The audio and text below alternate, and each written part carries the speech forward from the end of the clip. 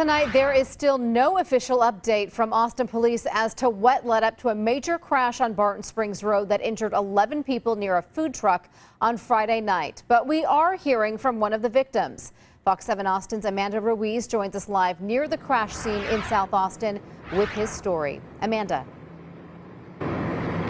Rebecca, that victim tells me he had just ordered ice cream and was waiting for it for about 5 minutes before he and several other bystanders were severely injured in that crash. And we want to warn you that the photos of his injuries may be disturbing to some. We went to the ice cream place as we usually do. This ice cream truck is a favorite for Jesus Raul Mocada, his wife Esther, and their kids. We go there a lot. So last Friday, it wasn't unusual for him and his wife to make a pit stop for some ice cream after dinner. That night, there was about a 20-minute wait since many others had the same idea. But he ordered anyway while his wife waited in the car. He believes he was only there for about 5 minutes. It seemed unreal for me. It's just like a, not even loud, like a silent screech of cars. Unbeknownst to him, police say 2 cars were involved in a T-bone accident, causing one of those cars to get pushed into the food truck area where Mocado and several other people were standing. And then next thing I remember, I'm on the floor. He describes the aftermath of the crash as chaotic. It was just unreal, very scary to see that. I've never seen that.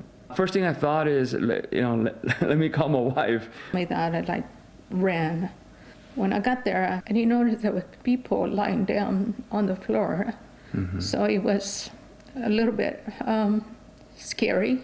This is a photo Esther took once EMS arrived on scene. Her husband in the bottom of the photo, someone else's ice cream sitting right there on the floor.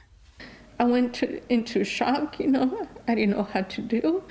She says she was shocked, but all she could really focus on was helping her husband of 17 years. He was bleeding so much.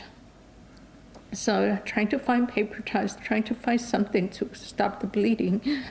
It's hard to describe the thought of losing him.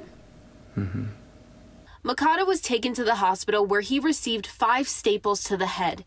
He was also kept in the hospital overnight for observation because of some internal bleeding.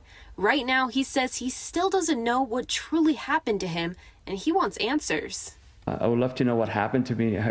It's something that I've lost or don't know what happened, or why am I hurting in my foot and my legs? I have no idea. He and his wife are glad he made it out alive and is here to tell his story. But they believe this whole situation could have been easily avoided. He hopes that now drivers will be more careful on the road. We just got to be careful for the young people, but also for just anybody enjoying Austin, right? It was a nice Austin night. We're just trying to enjoy it and have a little bit of ice cream.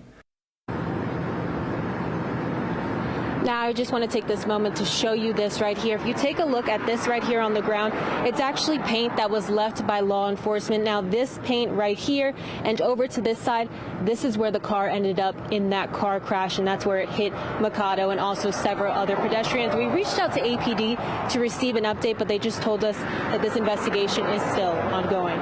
Reporting in South Austin, Amanda Ruiz, Fox 7 Austin News.